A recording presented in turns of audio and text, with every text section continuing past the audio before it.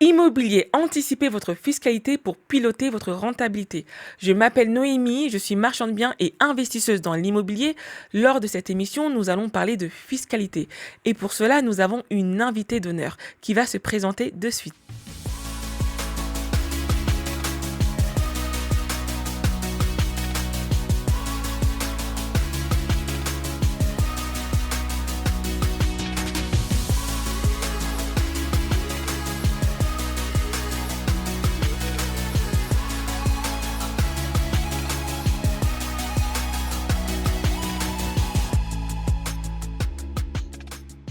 Bonjour Noémie, bonjour tout le monde, je suis Soline Henry. Donc moi je suis expert comptable, je suis également investisseuse immobilier. En tant qu'expert comptable, j'accompagne beaucoup d'investisseurs immobiliers, notamment sur la partie fiscale, effectivement. Donc voilà, Céline, j'ai vraiment voulu parler aujourd'hui de la fiscalité parce que je me suis rendu compte que beaucoup de personnes se disent, enfin, je peux me passer de la fiscalité, qu'est-ce que j'en ai à faire, clairement, de faire de la fiscalité, de me préoccuper, mais souvent, entre guillemets, énormément de personnes font des grosses erreurs parce que justement, ils ne pensent pas à la fiscalité et tout simplement, à la fin, ça devient très compliqué pour eux. Alors effectivement, je vois très bien le profil que tu peux avoir. Alors je pense que de nos jours, il serait très compliqué de faire abstraction de la fiscalité au vu du poids de la fiscalité sur la rentabilité, voilà, sur le cash flow des investisseurs. Généralement, quand on achète un bien, on essaye notamment de le financer, mais en plus de dégager du cash flow, donc un gain potentiel là-dessus, que ce soit à la revente ou au quotidien, bien entendu, et de se dire que on fait abstraction de cette fiscalité, c'est renoncer quand même à une partie de la rentabilité, parce que ça veut dire qu'on n'a pas prévu et anticipé ce que ça peut nous coûter. Et ce que peut nous coûter, c'est la rentabilité que ça peut nous coûter. Donc finalement, c'est investir pour pas grand-chose finalement, si on se retrouve à payer une lourde fiscalité parce qu'on n'a pas anticipé les différents régimes et ni choisi celui qui était plus adapté à son profil finalement. Et donc, du coup, tu accompagnes énormément d'investisseurs, surtout dans l'immobilier, que ce soit dans la promotion, marchand de biens, investissement locatif, etc. Et donc, du coup, pourquoi, entre guillemets, tu accompagnes beaucoup plus dans ce secteur-là en particulier? Alors c'est vrai que l'immobilier, ça a toujours été une passion pour moi. C'est surtout ça au départ, c'est que je suis aussi investisseuse immobilier. Donc moi j'ai investi dans des immeubles de rapport. Je fais aussi de la location courte durée et après la location meublée classique et du nu. Donc sur différentes stratégies. J'ai quitté moi mon emploi salarié grâce à l'immobilier en dégageant justement du cash flow. Pour la petite histoire un petit peu, j'étais directrice financière et j'arrivais effectivement à une période de burn-out typiquement et j'ai regardé sur internet. J'ai tapé tout simplement sur internet comment gagner de l'argent entre guillemets facilement.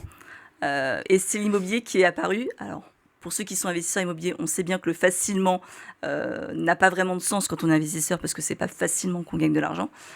C'est énormément de charges mentales, c'est beaucoup d'investissements personnels et des prises de risques. Mais voilà, donc du coup je l'ai fait et c'est vrai que du coup, moi la pierre me passionne. L'immobilier me passionne, tous les aspects de l'immobilier me passionnent.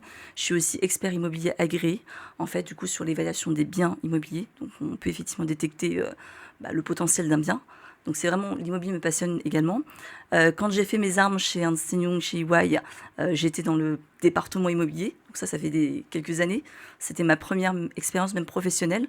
Comme quoi, finalement, on revient à l'immobilier même des années après.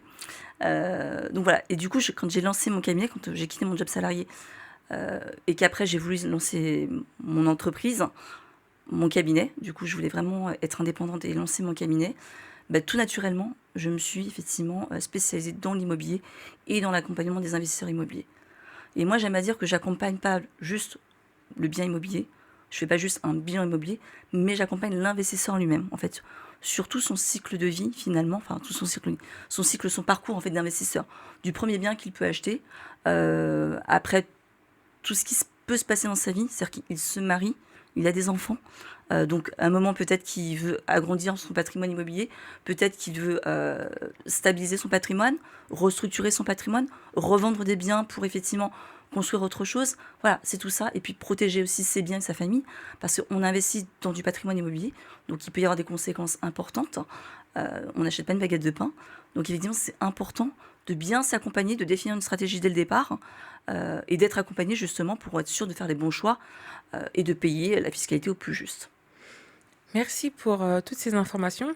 Et donc, du coup, pour toi, alors selon toi, pourquoi il est important d'anticiper la fiscalité dans un projet immobilier? Parce que franchement, on va en venir après avec les témoignages et certaines anecdotes. J'ai vu vraiment que beaucoup de personnes, même sur les réseaux, le fait qu'il y a énormément de contenu, bah souvent, beaucoup de personnes, en fait, ils font du bricolage par rapport, en fait, à leur fiscalité. En fait, ils ne comprennent pas que la fiscalité, in fine, c'est du sur-mesure. On ne peut pas se permettre, en fait, de prendre ce qui a marché pour Marine, ce que ça va forcément marcher pour moi. Donc pour moi, quelles sont les clés et pourquoi on doit vraiment anticiper surtout la fiscalité quand on fait de l'immobilier? Alors oui, alors la fiscalité est très complexe. Donc on est effectivement dans un régime, déjà en France, où effectivement on a une fiscalité qui est une des plus compliquées voilà, même du monde, je pense. Parce qu'effectivement il y a beaucoup de changements, il y a beaucoup de mesures, il y a beaucoup de réformes, des lois de finances qui arrivent chaque année avec des rectificatives. Donc c'est vrai qu'il faut toujours effectivement être au fait de ce qui se passe dans le monde de la fiscalité, parce que ça a des impacts directs sur votre patrimoine et sur vos revenus, les revenus que vous allez avoir. Faire abstraction de ça, c'est se retrouver effectivement à payer des choses qu'on n'a pas anticipées. Donc plus finalement que ce qu'on gagne. Donc je pense que c'était pas le but au départ non plus pour les gens qui veulent investir et se dégager du cash flow. Donc pourquoi c'est important effectivement de s'y intéresser? Comme tu l'as très bien souligné, c'est que la fiscalité, c'est un domaine qui peut être très vaste, où beaucoup de gens effectivement donnent leurs expériences, euh, donnent leurs solutions, mais leur solution à eux, qui n'est pas forcément la solution pour tout le monde en fait. D'accord? Moi, je vois assez fréquemment, on a beaucoup de gens effectivement qui parlent d'un montage, mais c'est le montage qui leur est adapté pour eux. Peut-être que eux, ils ne déclarent pas leur revenu en France, n'habitent pas en France, donc forcément, la structuration, le montage qui est préconisé n'est pas forcément adapté à tout le monde. Donc, ce qui est important, c'est effectivement de choisir vraiment la solution qui est la plus adaptée pour vous. Voilà. En fonction de vos objectifs, en fonction de votre situation personnelle, en fonction de ce que vous souhaitez faire, après aussi. D'accord? C'est-à-dire que le conseil, par exemple, il ne peut pas être le même entre quelqu'un qui vient me voir et qui me dit Sonine, moi, je veux pas générer du cash flow, je veux juste avoir du patrimonial pour le transmettre plus tard. La solution ne sera pas forcément la même que quelqu'un qui me dit moi, je veux effectivement maximiser ma rentabilité et partir de mon job dans 2 ans, dans 3 ans. Forcément, on ne sera pas du tout sur le même régime fiscal. Donc c'est pour ça que le montage ne peut pas être adapté pour tout le monde. C'est pas une solution miracle, d'accord? C'est très complexe, donc il faut vraiment définir une stratégie. Et pourquoi dès le départ? C'est que si on ne définit pas la stratégie dès le départ, on fait du bricolage. C'est-à-dire on ne va pas réfléchir en fait à long terme, on va réfléchir sur l'instant présent, souvent au dernier moment, parce que finalement la fiscalité n'est pas la priorité pour beaucoup de gens, c'est-à-dire qu'on va forcément focuser sur le bien, sur le financement, et puis on réfléchira à la fiscalité plus tard. Sauf que le plus tard, finalement, si on y avait réfléchi plus tôt, au bon moment, peut-être qu'on aurait pu éviter effectivement certains déboires. Voilà. Moi, j'ai effectivement des personnes que j'ai récupérées qui, par exemple, ont entendu à maintes reprises de créer des SCI. Ça a été la solution miracle, des SCI, Oui, des SCI, j'en ai dans entendu tous les sens. énormément. SCI pour Voilà, être marchand de biens. SCI, exactement. c'était vraiment la recette miracle. Exactement, c'était la recette miracle. Et moi, ce que je trouvais le plus choquant, c'est qu'effectivement, on avait des gens qui n'y connaissaient pas plus, qui préconisaient la SCI, parce que c'était la seule chose qu'ils connaissaient, et qui du coup le brandissaient à bout de bras. Voilà. Donc du coup, forcément, cette solution-là n'est pas adaptée pour tout le monde. Déjà, elle n'est pas adaptée pour toutes les activités, d'accord? Faut pas oublier que c'est une activité, c'est une société civile, d'accord? Donc pour les gens qui font des activités, il faut faire attention, elle n'est pas forcément adaptée. Et en plus, il y a le régime après IS, IR, impôt sur les sociétés, impôt sur le revenu. Donc moi, j'avais comme ça l'exemple d'une amie, d'une amie du coup, mais qui à l'époque, effectivement, voulait quitter son job salarié et du coup optimiser sa rentabilité, comme on fait beaucoup de gens qu'on voit sur les réseaux sociaux, et moi j'ai aussi fait partie de ces gens-là. Voilà, donc on était sur effectivement dégager la rentabilité. Et du coup, elle a monté une SCI sans savoir réellement ce que c'était, sauf qu'elle a oublié que la SCI, et ce qu'on ne lui a pas dit, c'est que dans une SCI, les revenus ne vous appartiennent pas, ils appartiennent à la SCI. Donc en termes de rentabilité et de cash flow, il va falloir revenir et mieux faire ses comptes. Pourquoi? Parce qu'effectivement, si vous voulez prendre de l'argent, ça passe par la case dividende. Donc dividende, ça veut dire effectivement déjà payer l'impôt sur les sociétés, faire des revenus, payer l'impôt sur les sociétés, et puis forcément après payer la flat tax. Donc voilà.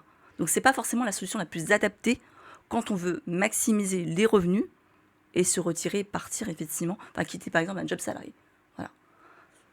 Donc d'où l'importance effectivement de définir une stratégie, parce qu'on ne peut pas réagir effectivement en fonction du bien en question, en fonction de ce que l'on a entendu sur Internet. C'est vraiment votre objectif de vie en fait sur le long terme. Qu'est-ce que je veux? Et à partir de là, c'est quoi la stratégie la plus adaptée? Est-ce que je vais acheter un bien, deux biens, sous quel régime? Est-ce que je vais acheter un immeuble de rapport, faire du marchand de biens? Voilà, sous quel régime, sous quelle forme de société? Et tout ça, ça se définit dans une stratégie. Parce que ça permet justement de tout mettre en perspective et de voir là où il n'y a pas des doublons, là où il y a une cohérence ou une homogénéité pour éviter justement de payer de l'impôt sur la société sur une structure, de l'impôt sur la société sur une autre, des choses comme ça. Voilà. Là, ça permet vraiment voilà, d'avoir une structure la plus adaptée à votre niveau d'activité, à ce que vous voulez faire et, voilà, et à votre niveau de revenu. Bah, merci Soline pour toutes ces informations parce que justement tu m'as un peu emboîté le pas parce que j'allais demander quelles sont les erreurs fréquentes Oui. en général que font les investisseurs débutants. Parce qu'en fait le truc c'est que le fait de faire le bricolage aussi, comme tu l'as dit, c'est parce que in fine, souvent en fait on ne se rend pas compte de l'importance d'être accompagné.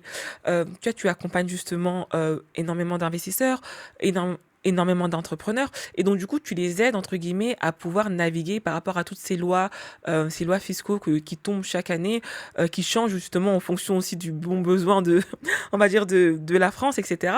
Et donc du coup beaucoup de personnes se disent bah voilà, ça sert strictement à rien, ils font des erreurs de débutants, ils font du copier-coller et sur les réseaux on a énormément d'informations, c'est à dire que c'est bien le contenu mais à un moment donné il y a des choses que par exemple tu peux, je vais donner un exemple un peu con, mais par exemple, voilà, on va tous consulter de temps en temps quand on a un petit bobo, on va aller voir le docteur. Mais du coup, même si c'est vrai il y a on obtient des conseils sur les réseaux de oui, comment mieux manger, comment nettoyer son foie, enfin voilà, il y a tellement de conseils variés et divers. Mais à un moment donné, quand tu commences à avoir mal sérieusement quelque part, bah, tu vas pas te dire je vais aller regarder sur Internet pour pouvoir en fait me soigner. Tu vas aller voir un docteur. Donc justement, il y a beaucoup de personnes qui n'ont pas cet automatisme-là pour pouvoir se dire que, ok, je vais aller voir une experte fiscaliste, une experte comptable comme toi, qui peut m'accompagner pour pouvoir éviter que je fasse des erreurs des débutants. Parce que souvent, beaucoup de personnes, justement, ils ont investi dans l'immobilier et ils se sont vus fermer leur société parce qu'en fait, ils ont fait les choses pas bien du tout. Ils se sont clairement trompés. Donc, du coup, quelles sont vraiment les erreurs communes que t'as vues, etc., qui ont fait qu'aujourd'hui, tu dis qu'il faudrait faire complètement différemment? Oui. Alors effectivement, pour éviter de faire des erreurs, il faut bien connaître les différents régimes qui existent, les avantages et les inconvénients, voir effectivement ce qui est le plus adapté pour soi. Et moi, c'est ce que je donne en fait comme conseil aux gens. C'est-à-dire que quand les gens arrivent, je les écoute déjà, je leur pose des questions, et là, on définit une stratégie et le régime fiscal qui sera le plus adapté. Voilà. C'est vrai que quand on va sur Internet, souvent, on va chercher l'information qu'on recherche. Mais il faut savoir ce qu'on recherche, en fait. Et le problème, c'est que des fois, quand on ne connaît pas, on ne sait pas ce qu'on recherche. Il y a des informations qui ne sont pas dites, qui sont très importantes, que vous ne pouvez pas savoir si vous ne faites pas la bonne recherche, en fait, tout simplement. Et l'expert comptable, justement, ou la personne qui va vous accompagner, sera en mesure de vous dire, en fait, quels sont les impacts de vos choix, ou quels sont les différents choix possibles pour vous, en fait. Donc ça permet vraiment de balayer tout le champ des possibles pour vous. Et vous êtes sûr, là, de ne pas faire d'erreur, de ne pas oublier et d'être sûr de trouver la bonne solution. Moi, le plus souvent, dans les exemples que j'ai, par exemple, j'ai soit des entrepreneurs qui viennent et qui me disent « je veux créer une SAS ». Voilà, bon, très bien. Ils ont l'air convaincus, pas de souci. Je leur pose quand même la petite question. Vous êtes sûr que c'est une SAS? Pourquoi une SAS? Parce que je vais être sûr. Moi, je pourrais très bien créer la société, ils arrivent très convaincus, pourquoi pas. Mais moi, mon rôle, je ne peux pas créer la société si je ne suis pas sûre que pour eux, ils aient bien compris les impacts de leur choix. Donc, je leur pose juste la question, pourquoi est-ce que vous voulez créer une SAS? Pour quelle raison? Et là, effectivement, quand ils me disent leur motivation, première ou pas, là, c'est là où effectivement je peux me rendre compte qu'il y a d'autres solutions qui sont peut-être possibles et plus adaptées. Donc ils créent une SAS parce que le copain a créé une SAS, parce que effectivement sur les forums on leur dit que c'est le moins cher. Pour qui, pourquoi, pour quelle raison le moins cher? C'est pas vrai, d'accord? C'est pas forcément vrai, en tout cas, c'est pas vrai pour tout le monde, d'accord? Donc c'est important effectivement de prendre vraiment une solution qui est adaptée à votre profil. Voilà, en fonction de ce que vous voulez. Je reviens toujours là-dessus. Ensuite, j'ai également eu des exemples de personnes qui ont créé, par exemple, des SI tout seuls. Donc, ils ont créé leur SI tout seuls, ils ont fait leur dossier sur l'INPI et tout, et ils ont coché des options complètement erronées. Parce que quand on coche des options fiscales sur l'INPI, ou même juridiques, il faut savoir que ça a un impact. On ne fait pas juste un choix au hasard. C'est pas un jeu ou quoi que ce soit. Il y a des impacts. Et ces impacts derrière, c'est que l'administration fiscale, elle a enregistré vos choix. D'accord? Donc j'ai le cas là d'un prospect qui est arrivé là.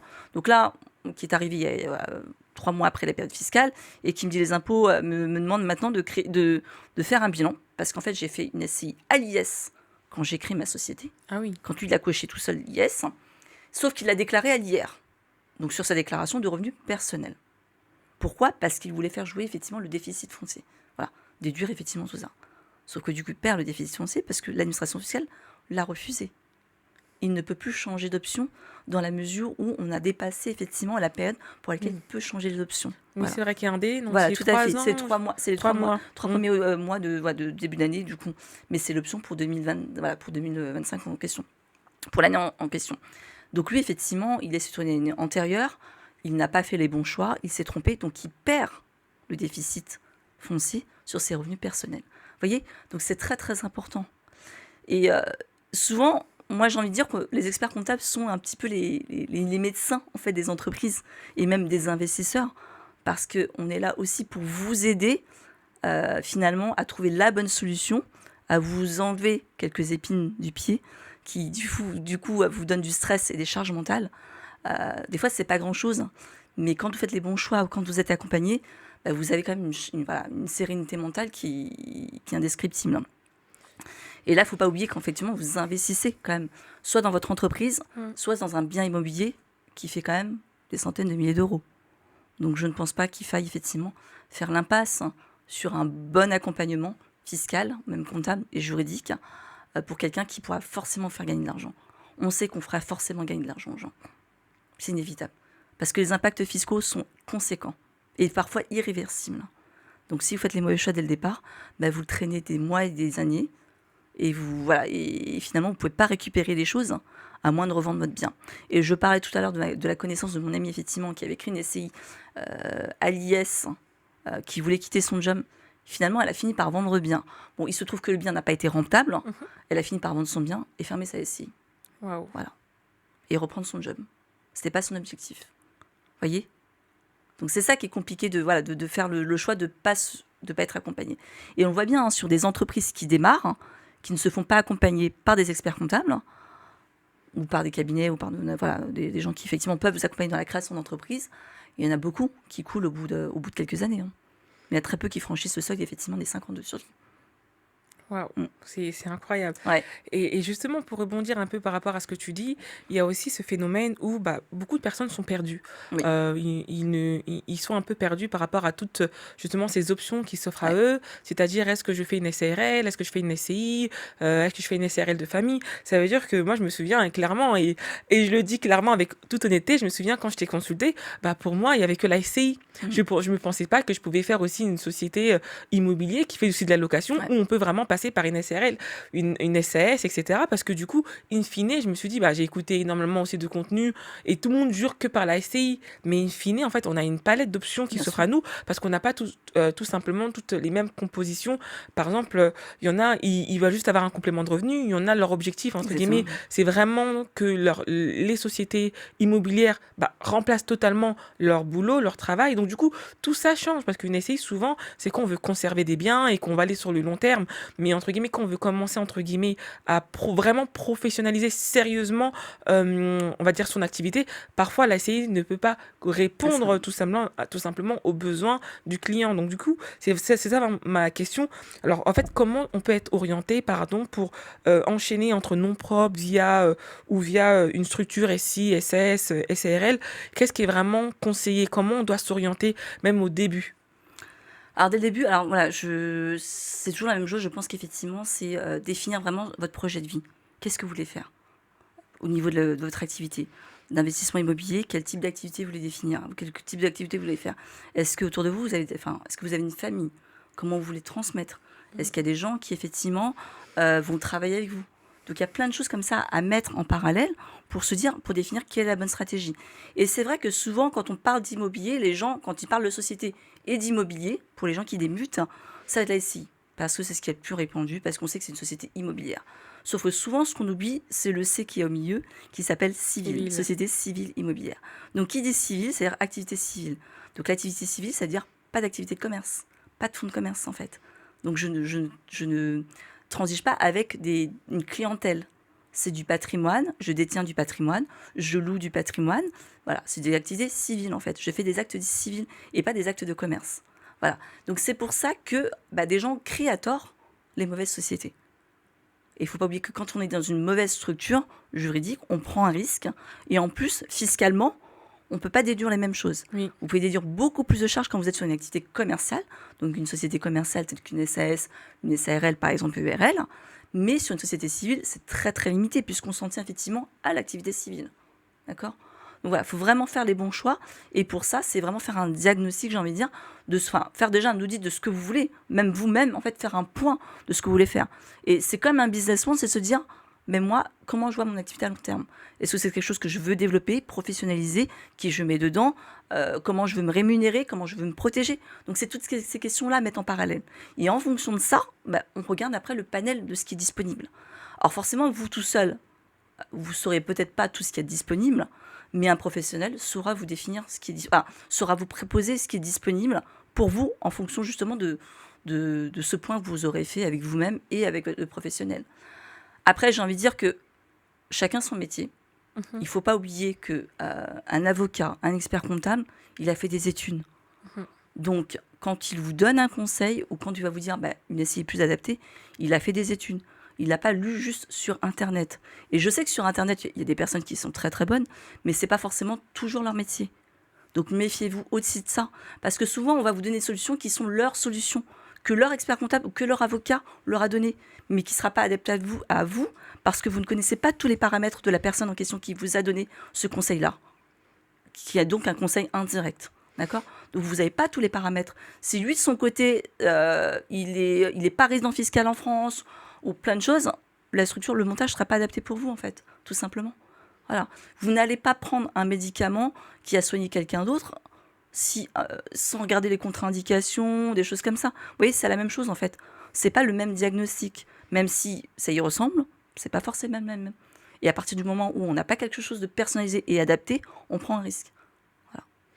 Parce que même aussi en termes de rédaction des statuts, il y en a beaucoup qui s'amusent à les faire tout seuls. Oui. Ils prennent on va dire des templates déjà faits sur Internet, ils les téléchargent, ils modifient quelques trucs, la domiciliation de l'entreprise, etc. Et pour eux, bingo, c'est bon, il lui met justement, il l'enregistre à l'administration fiscale et pour eux, c'est bon, c'est fini. Mais je trouve que c'est une très grosse erreur parce que, in fine, tu sais pas vraiment ce que tu mets dedans, tu fais un truc standard, alors que, comme on l'a dit bien au début de ce podcast, c'est que la fiscalité, c'est du tailor-made, donc c'est du sur-mesure. Donc c'est vraiment très dangereux de faire ça. Complètement. Complètement, parce qu'effectivement, quand vous lancez une société, quand vous la créez, elle vit 99 ans. D'accord ? Elle vit 99 ans. Donc vous payez des frais dès le départ. Et puis après, vous êtes embarqué pour minimum 99 ans. Enfin, voilà. Si vous trompez dès le départ, si vous ne posez pas les bonnes bases de ce qui va être effectivement la base de votre société, finalement, vous prenez un risque aussi. Il vaut mieux démarrer sur des bonnes bases, avoir des statuts qui vous protègent, plutôt qu'effectivement avoir quelque chose qui vous met en risque en fait. Les statuts, c'est quoi ? Ce sont les règles de fonctionnement de votre société. Pour vous, pour les tiers, pour vos partenaires, pour les autres associés, pour les conjoints si vous en avez. Voilà. Donc il faut faire attention à ce qu'on y met dedans. D'accord ? Pourquoi ? Parce qu'en cas de souci, quand vous n'avez pas de problème, il n'y a pas de problème. Mais le jour où vous avez un problème avec un associé, qu'est-ce qui se passe ? On va regarder les statuts. Comment c'était formulé ? Voilà. Et si on veut faire entrer des associés, par exemple, vous avez des amis, vous avez créé une société avec des amis, finalement, l'ami décède, c'est le conjoint qui récupère les parts et qui rentre dans la société. Qu'est-ce qui se passe ? Le conjoint, vous ne pouvez pas le supporter. Voilà. Donc c'est toutes ces questions à se poser. Donc quand il n'y a pas de problème, pas de souci, le standard peut fonctionner, mais faites attention. Souvent, c'est quoi qui... Voilà, c'est souvent quand il y a un problème que tout est problématique et qui devient très catastrophique. Et je suis tout à fait d'accord avec toi parce que du coup, tu m'as lancé une belle perche par rapport au conjoint. Et ça, c'est vraiment une des problématiques que je rencontre énormément de beaucoup de personnes qui souhaitent investir dans l'immobilier, mais qui sont coincées par le régime matrimonial qu'ils ont choisi, donc c'est-à-dire le régime de la communauté. Ils ont commencé, ils s'entendaient bien, on était amoureux, on a fait une société ensemble, et in fine, ça se passe pas comme prévu et on se retrouve, donc on n'a plus du coup la même vision. Donc beaucoup, énormément sont bloqués. Donc qu'est-ce que tu peux donner comme conseil globalement par rapport à ce type de profil ? Je sais que c'est pas du tailor-made, mais peut-être un truc pour se prémunir, se protéger, essayer de voir, parce qu'au bout d'un moment, quand il n'y a plus de dialogue, c'est ça qui est compliqué. Ouais.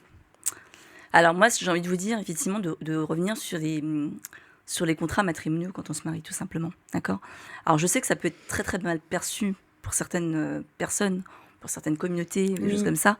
Voilà. Mais dites-vous bien, vous protégez les deux personnes, en fait, et vos enfants. C'est surtout ça aussi. Parce que quand on est, par exemple, sur de la séparation de biens, d'accord, vous achetez un bien, votre conjoint n'est pas d'accord pour acheter le bien. Bah, comme ça, si vous êtes en séparation de biens, vous n'engagez que votre responsabilité et vous l'embarquez pas dans ce qu'il ne veut pas. Voyez ? En étant effectivement en régime, en communauté légale, vous l'embarquez. Dites-vous bien que même si vous signez, même si vous créez une société, vous signez l'acte, admettons l'acte d'achat, sans qu'il soit là, il est embarqué. Tant qu'il a un régime effectivement de communauté légale, Retuto Sake, il est embarqué dans ce que vous faites. Vous créez demain votre entreprise, même s'il n'est pas au courant, une SAS, une RL, votre conjoint est embarqué. Et dès que vous divorcez, il peut vous réclamer la moitié des parts. Donc 50% de ce que vous avez généré. On l'a vu sur des divorces célèbres, notamment Jeff Bezos, je crois que c'est l'exemple le plus flagrant. Voilà. Donc il ne faut pas se dire, il n'était pas là à la signature, donc il ne fait pas partie du deal. Non. Il fait partie du deal. Il fait partie du deal, même s'il n'est pas présent, même s'il n'est pas au courant. Voilà. Donc c'est là où il faut faire attention. Donc se dire que j'achète un bien ou je crée ma société, finalement, si je fais une séparation de biens, c'est pour protéger tout le monde. Et pour nous protéger aussi. Parce que demain, je peux très bien me planter. Ça fait partie effectivement de la vie entrepreneuriale. On peut réussir comme on peut échouer. Et ça permet aussi d'avancer. Mais si on réussit, il n'y a pas de problème, sauf si vous divorcez, la personne récupère la moitié. Mais admettons que vous échouez. Est-ce que le conjoint, est-ce que vous faites porter les dettes également au conjoint ? C'est peut-être mieux effectivement de dissocier tout ça, que vous portiez seul vos dettes, de ce que vous avez généré, et que le conjoint, qui porte également vos enfants, votre foyer, soit à l'abri de ça. Voyez ? Donc il ne faut pas forcément le voir comme quelque chose de négatif, comme faut pas se dire que je te fais pas confiance. Il faut plutôt le voir comme un système de protection.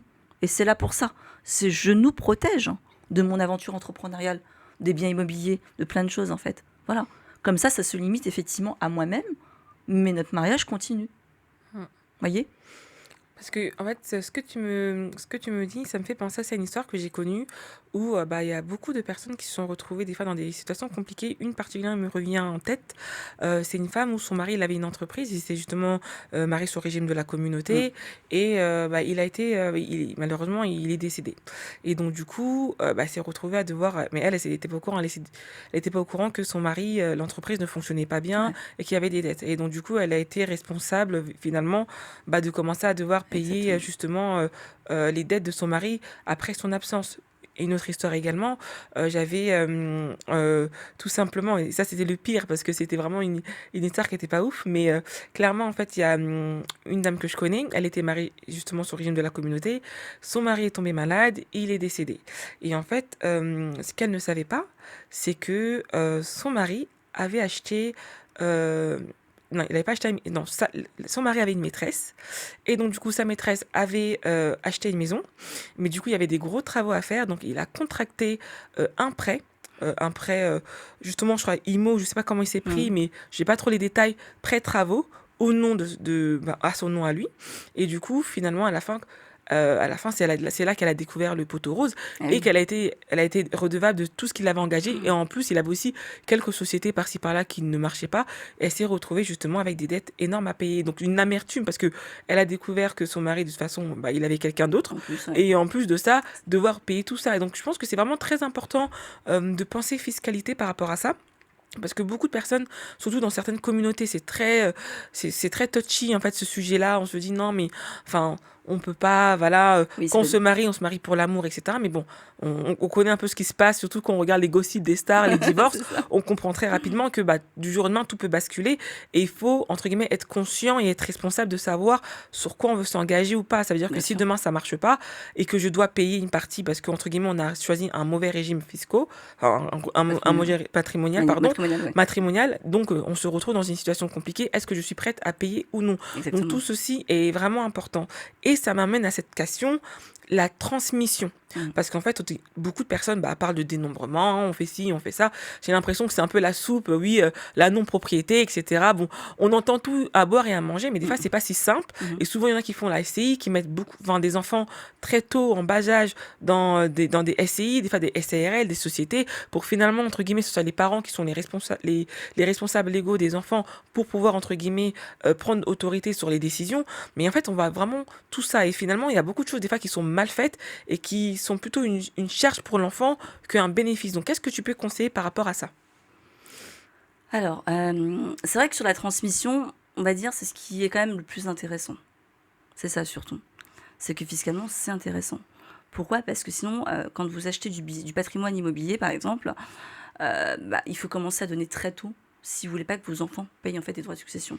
D'accord? On est quand même un des pays les plus taxés et voilà, il y a quand même ces droits de succession qui existent, qui peuvent être importants. Moi, j'ai tellement vu des familles qui étaient après obligées d'emprunter à la banque pour payer juste les droits de succession. Waouh. Voilà. Au lieu d'acheter un bien immobilier, juste pour récupérer le bien d'un oncle, d'une tante, d'un parent. Et c'est dommage, c'est très dommage. Donc c'est pour ça que c'est important effectivement d'anticiper et de prévoir tout ça. Quand vous achetez un bien immobilier, votre valeur du bien, vous l'achetez à une certaine valeur, je dis n'importe quoi aujourd'hui, 100 000 euros. Si jamais vous décédez dans 10 ans, le bien, il vaut plus 100 000 euros. Il vaut peut-être 600 000 euros. Je sais pas, je dis n'importe quoi. Le marché a décollé, vous avez fait des travaux dedans, il vaut 600 000 euros. Pour donner les 600 000 euros sans droit de succession à vos enfants, c'est-à-dire qu'il faut commencer très très tôt. D'accord? Donc c'est pour ça que du coup, mettre en place des stratégies de sortie, il faut les mettre en place dès le départ, en fait, le plus souvent. Pourquoi? Alors, vous pouvez le faire en cours de route, hein, c'est pas un problème. Vous allez juste payer un peu plus, d'accord? Mais il faut quand même les prévoir avant de décéder ou avant d'avancer dans l'âge. Pourquoi? Parce qu'effectivement, ces stratégies de démembrement, elles sont réelles dans la mesure où vous commencez, effectivement, vous pouvez commencer à donner la propriété, par exemple, des biens à vos enfants et garder l'usufruit, donc les loyers. Puisque finalement, si vous n'avez pas l'intention de revendre les biens et de garder du cash, enfin de récupérer le cash, si vous achetez du bien patrimonial, enfin du fait du patrimoine, in fine, ce sera pour vos enfants. Donc vous pouvez effectivement leur donner effectivement déjà la propriété, mais garder les revenus locatifs, parce que c'est peut-être ce qui vous intéresse dans l'immédiat. Et c'est ce qui est le plus intéressant, parce qu'effectivement, quand vous détachez la nue propriété et l'usufruit, le jour où vous décédez, les enfants récupèrent l'usufruit sans payer davantage de droits de succession. Ils vont payer effectivement des droits de mutation sur les titres, parce que les titres changent de nom, enfin, ils les récupèrent. Mais ils ne vont pas payer effectivement des droits de succession davantage pour récupérer tout ça. Donc c'est pour ça que ça peut être intéressant. Alors voilà, peut-être pas sur un petit bien, on va dire, où là ça peut être gérable, mais vous savez, dans l'immobilier, ça va très très vite. En fait, on y prend goût très très vite. Vous commencez très très jeune et les gens commencent de plus en plus tôt. On peut acheter un bien qu'on a retapé qui valait 50 000 euros. On l'a retapé, on y a donné tout notre amour, tout notre temps. Il vaut 150 000, 200 000 euros. Vous en prenez un deuxième, un troisième, un quatrième. Finalement, vous vous retrouvez avec un patrimoine de 5 millions. Voilà. Et maintenant, vous avez, je dis n'importe quoi, 40, 50 ans. Allez donner ces 5 millions qui peut-être valent beaucoup plus à vos enfants. Est-ce que vous voulez que vos enfants empruntent pour payer les droits de succession, pour récupérer vos biens? Ce serait dommage. Alors qu'ils ont passé toute leur vie à travailler pour vous offrir ça. Et justement, faut comprendre que c'est un second marché aussi, la succession, dans le sens où il y a tellement de personnes qui ne pensent pas à la transmission.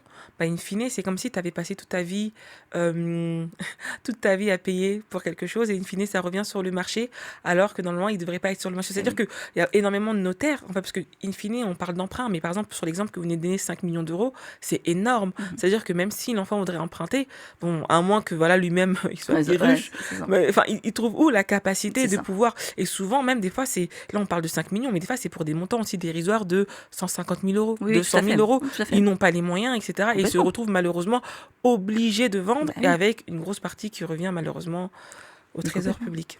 Vous imaginez si vous avez des enfants effectivement qui ont la vingtaine, qui sont à peine sortis de leurs études, c'est ça, mais qui doivent récupérer des biens. Bon, nous on a des familles qui ont vendu d'où les enfants ont vendu un bien, deux biens, où les parents se sont investis pour leurs enfants, finalement, pour leur futur. Mais les enfants sont obligés de vendre un bien pour payer juste les droits de succession. Vous voyez ? Et là, on se dit, waouh, c'est dommage, ça fait mal au cœur. Honnêtement, ça fait très très mal au cœur. Et c'est pour ça que c'est très important. Alors, je sais qu'il y en a beaucoup qui vont me dire, c'est loin, c'est pas grave, mais on ne décède pas que quand on est âgé, en fait, hein. Les Je, incidents de la vie, il y en a beaucoup. je sais de Mais quoi je parle. voilà. Ouais. Donc, c'est triste, mais ça arrive.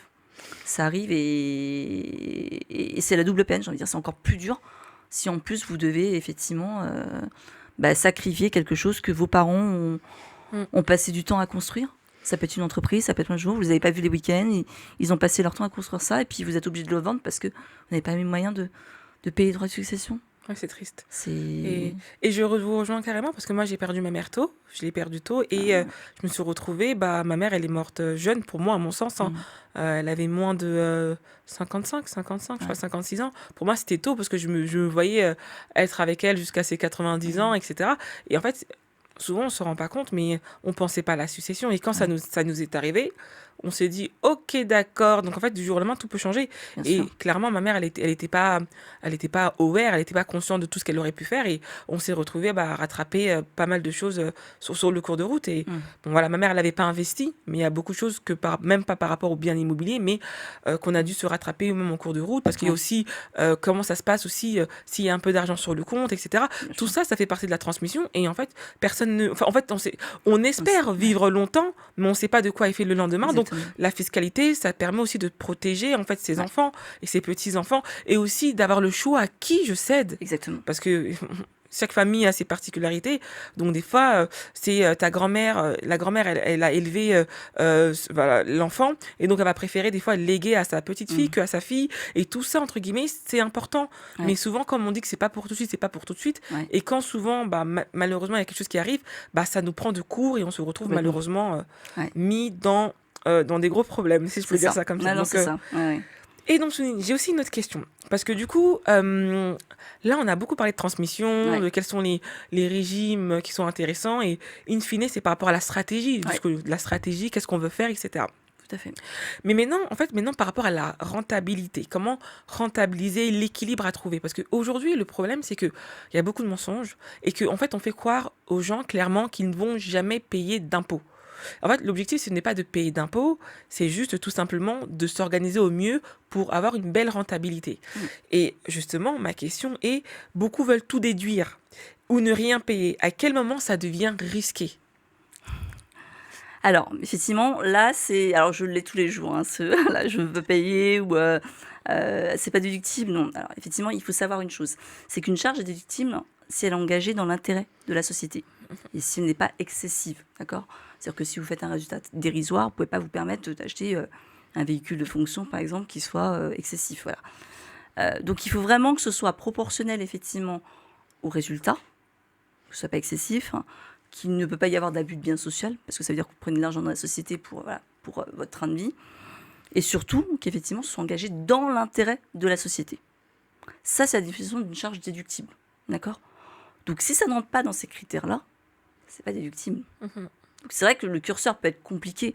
Moi, j'ai très fréquemment effectivement le cas où on me dit est-ce que je peux passer des frais de coiffeur, des vêtements que j'ai achetés, ou des choses comme ça. Malheureusement, non. Pourquoi? Parce que tout ce qui est vêtements déductibles fiscalement, ce sont les uniformes de travail, les bleus de travail. Mhm. Vous voyez, les vestes des médecins, voilà, les protections enfin, des garagistes, les blouses des garagistes, des choses comme ça. Mais si vous faites effectivement, vous achetez des costumes, ça ne peut pas être déductible en fait. Ça ne fait pas partie des critères fiscaux de déductibilité, d'accord? Pareil le coiffeur, même si vous dites qu'effectivement après vous allez faire des stories Instagram, des choses comme ça, malheureusement le cadre fiscal actuellement n'est pas adapté à ce genre d'activité. Donc là, c'est vraiment, est-ce que c'est engagé dans l'intérêt de la société? Voilà.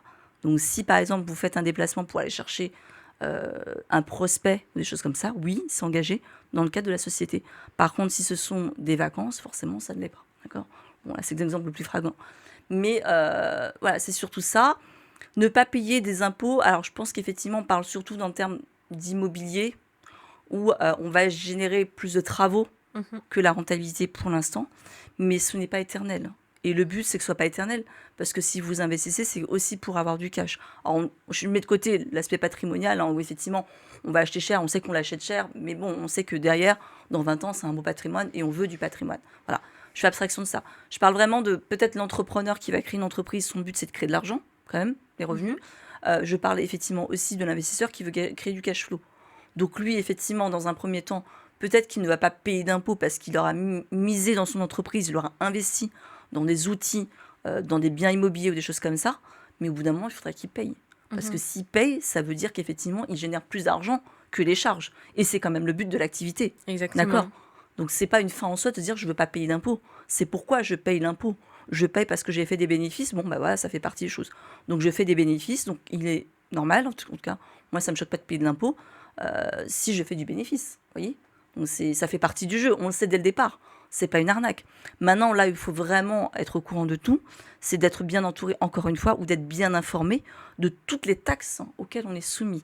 Et c'est là où, effectivement, les gens peuvent être surpris parce que soit ils ne connaissent pas toutes les taxes auxquelles ils sont soumis dès le départ, et c'est un peu le problème des entrepreneurs qui se cassent la gueule, entre guillemets, parce qu'ils n'ont pas du tout été accompagnés par des experts comptables ou ils n'ont pas pris des conseils du tout de leur création d'entreprise, ou ils sont surpris par des taxes, ou par des décalages d'URSSAF. L'URSSAF qui leur arrive dessus qu'un an et demi après. Et dès qu'ils font 100 000 euros, ils vont dépasser les 100 000 euros et ils ne savent pas que l'URSSAF arrive un an après, par exemple. Voilà, avec des régularisations. Vous voyez? Donc c'est là où il faut savoir. Donc en fait, il faut vraiment faire un tableau Excel basique, on va dire, basique, avec votre chiffre d'affaires et puis toutes les charges que vous avez. Et quand je dis toutes les charges, c'est intégrer effectivement toutes les taxes. Voilà, toutes les taxes, tous les impôts. Il n'y a que comme ça en fait. Donc vous allez voir qu'effectivement, peut-être que dans un premier temps, vous n'allez pas gagner d'argent. Et voilà, et c'est ok. Voilà. Mais gagner de l'argent, c'est aussi sain parce que ça veut dire aussi... Enfin, payer de l'impôt, pardon, c'est aussi sain parce que ça veut dire que vous gagnez de l'argent. Donc que votre résultat, il est supérieur à vos charges. Et c'est quand même le but recherché au départ.